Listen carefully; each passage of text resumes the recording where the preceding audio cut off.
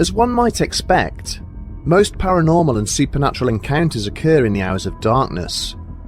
What is it about the night that seems to manifest these occurrences? Is it our own feelings of vulnerability and isolation, or is it something more profound? This week, we hear accounts from those who work through the night on the dreaded night shift.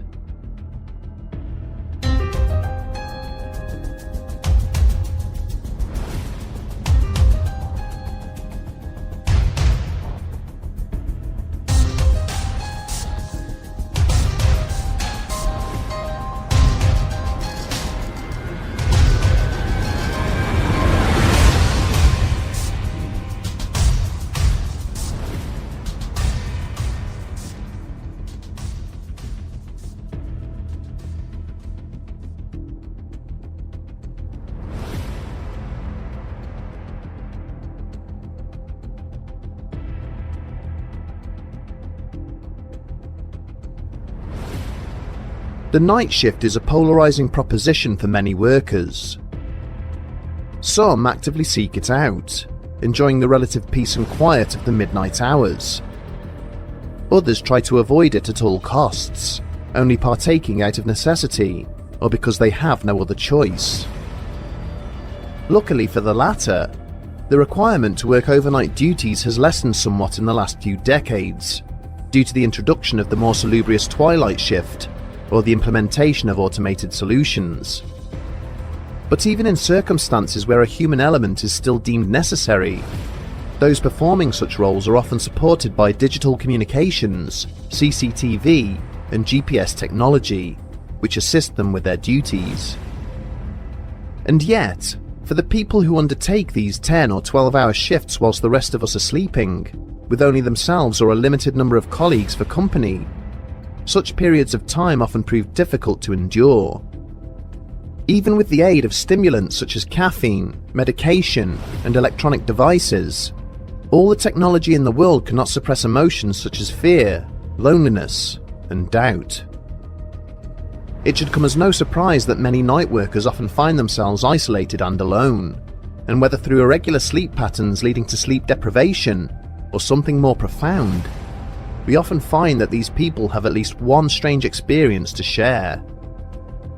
What follows is a collection of stories from night shift workers who encountered something out of the ordinary.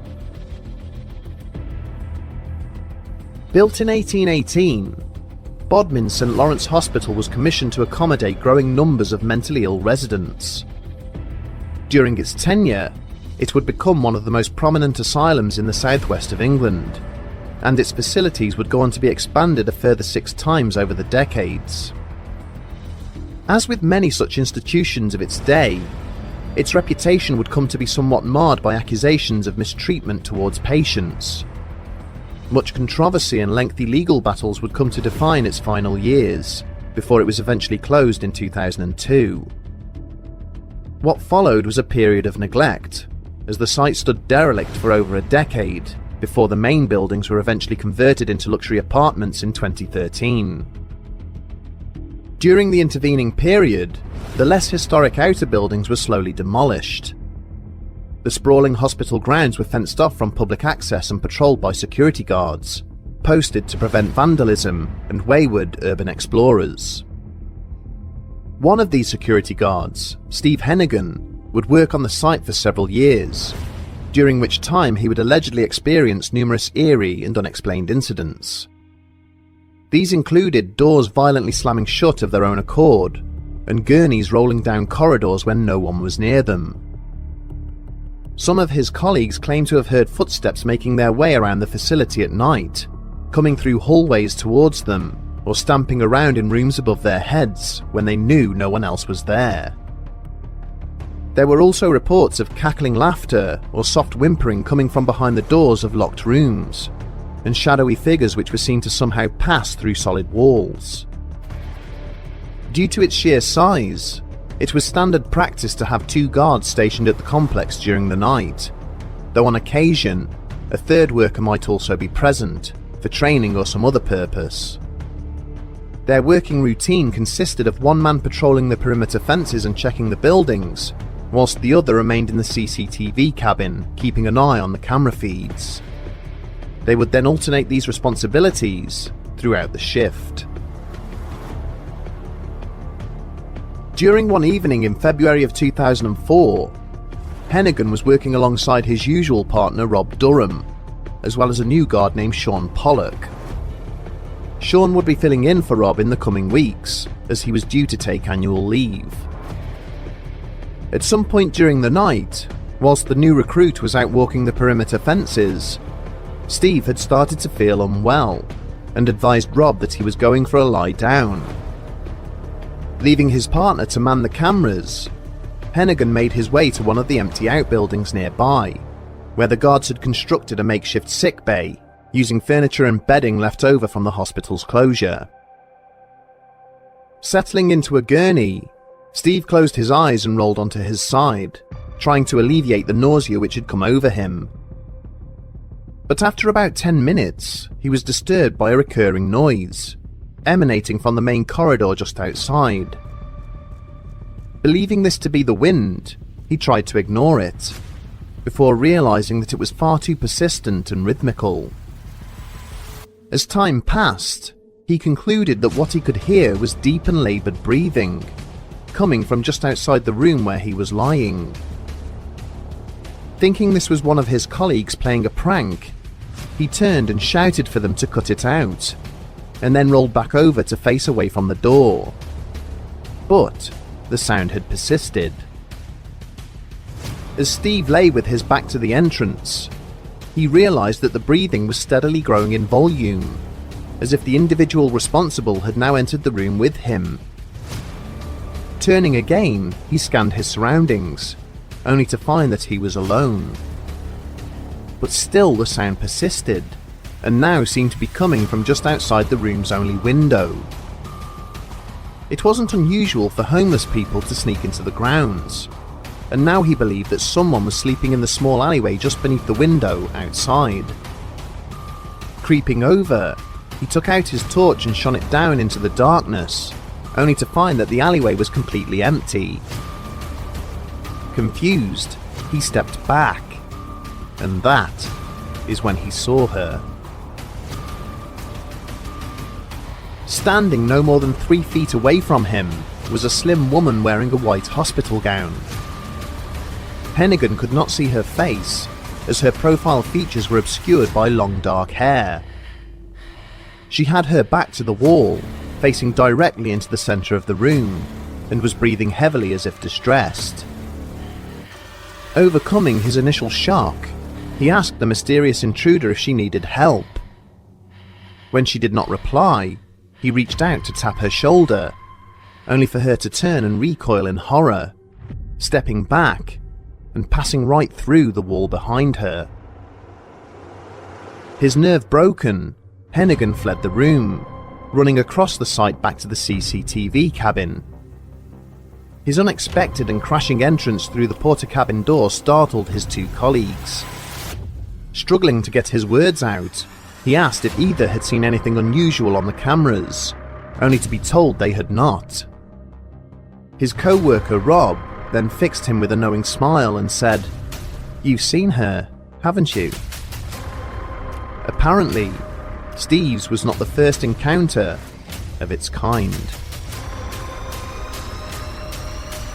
The experiences of Steve Hennigan in central Cornwall are eerily similar to an incident which took place a decade later on the far side of the world. And on this occasion, the location involved was not a derelict premises, but one of the busiest buildings on the island of Honolulu. Located in central Waipahu, the Keikula Makai Training Center is the main coaching facility for the Honolulu Police Department. Attended by new recruits, seasoned officers and civilian support staff, it is a thriving hub of activity in the daytime, but during the hours of darkness, the facility is usually patrolled by a solitary security officer. This story concerns one such individual, a guard by the name of Tony, whose experiences during one terrifying week of work almost led him to quit his job. Tony had worked on site for several years, arriving each evening as the instructors packed their bags and left via the main entrance. Once he was alone, he would secure the gates before commencing a roaming foot patrol in and around the site. One evening, at the start of a new set of shifts, Tony had been walking the fence line when he had heard a loud disturbance coming from the dog kennels on the opposite side of the complex. Torch in hand, he had run as fast as he could to the canine section to find the police dogs going wild in their kennels, barking and howling at another apparent commotion. Alongside the barking, Tony could also hear a series of loud bangs, as if two planks of wood were being smacked together.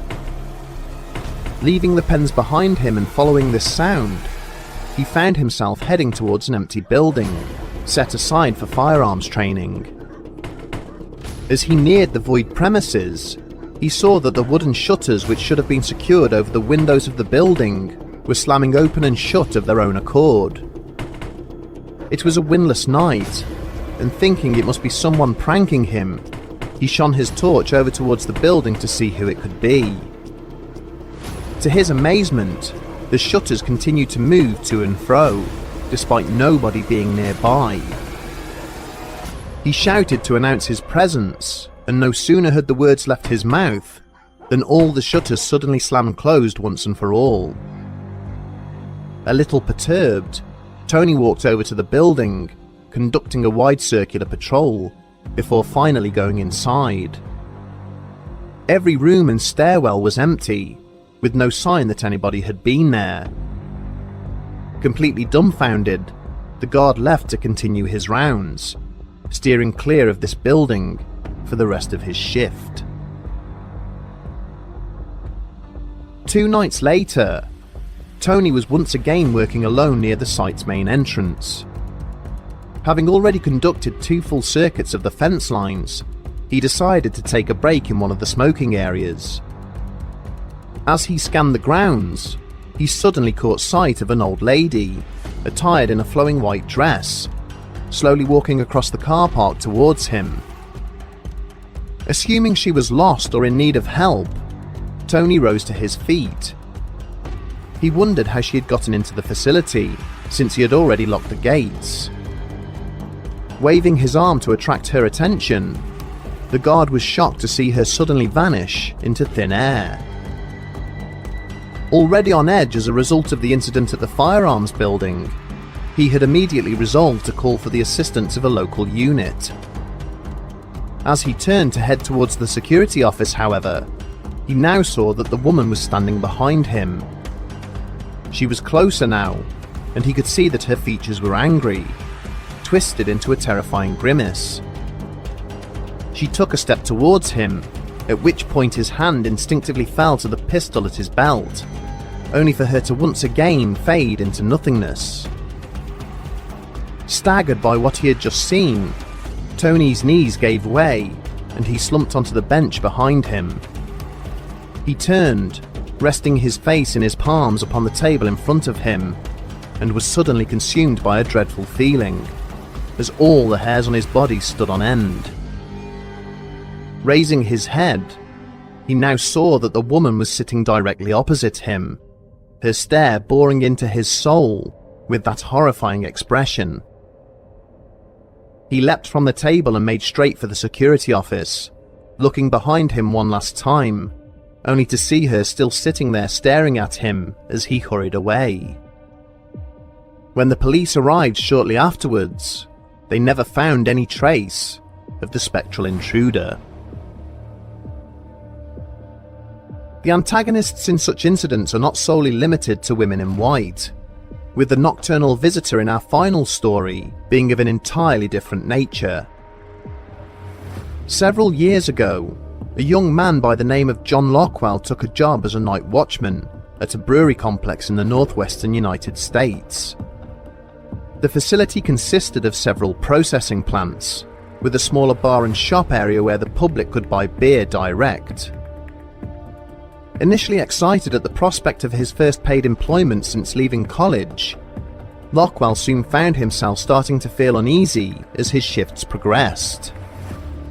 He had adopted a routine where he would focus his patrols around the bar building, occasionally conducting a walkthrough of the brewing facility, but soon became convinced that someone else was on site, watching his every move. One evening, he had just completed his second patrol of the brewery floor and then returned to the bar area. Letting himself in, he waited until the motion sensors triggered the internal lights and was crossing the bar when he got that familiar feeling that he was not alone. Turning around, he glimpsed a large humanoid figure, completely covered in a long, thick hide, staring at him from the door through which he had just entered. This entity seemed almost too large to fit through the open doorway, its oversized arms hanging limply down at its sides. But no sooner had he made eye contact with this mysterious intruder than it suddenly disappeared. Tentatively approaching the open door and searching the area, Lockwell could see no sign of it, or any sign it had even been there at all. Over the coming days, when he tried to discuss the matter with guards on the daytime shift, he found that nobody was prepared to talk to him about it. Finally, after some persistence, one of his colleagues stated that something weird did frequent the site on occasion, but that it was totally harmless. A week later, Lockwell had walked over to the bar area to conduct another walkthrough. The bar had two sets of automatic doors, which formed a kind of airlock in the space between them. After swiping his security pass to open the external door, he stepped inside the airlock and moved forward to swipe the card reader for the inner door, which led through to the bar. Staring into the glass pane before him, however, he had suddenly frozen in terror. In the reflection of the window, the youngster could see that the strange entity was standing right behind him, apparently inside the airlock with him. Swallowing hard, he slowly presented his pass to the sensor for the internal door, unable to take his eyes off the terrifying vision of the creature towering above him. He could not hear or feel its presence, but could see in the reflection that it was staring down at him with an intense gaze, its chest rising and falling. Stepping through the doorway, he quickly turned, only to find the airlock now completely empty, with no trace of the humanoid intruder. This incident proved too much for the terrified security guard, who quit shortly afterwards, choosing instead to apply for jobs which did not involve working night shifts. As we have already seen in our team members' personal stories, the nighttime working environment can provide additional challenges rarely experienced by those on day shifts. Factors such as lack of direct contact with or support from other people, deprivation of natural light, and often working in hazardous or remote environments can create strange and unique situations. At first glance, many of these encounters can seem mysterious or supernatural in nature, but often go on to make sense when reconsidered in their aftermath. And yet, some instances still continue to defy any kind of rational explanation. Is it possible that the darkness somehow weakens the barriers between the living world and what lies beyond? That by remaining awake whilst the rest of society slumbers somehow makes us more inviting to these kinds of encounters? Do a person's feelings of loneliness also play a role in this and make them more appealing to such entities? Or is it a combination of sleep deprivation and the inevitable feelings of vulnerability when isolated in the small hours, which preys on our senses and makes us see things that aren't really there? You may be working a night shift as you listen to this. We may be putting suggestions in your mind, and you may go home after your shift has ended, having seen something you cannot explain. Regardless of whatever you believe, one thing remains certain. As long as society requires people to work night shifts, stories of paranormal or supernatural visitors will forever walk hand in hand with their job description.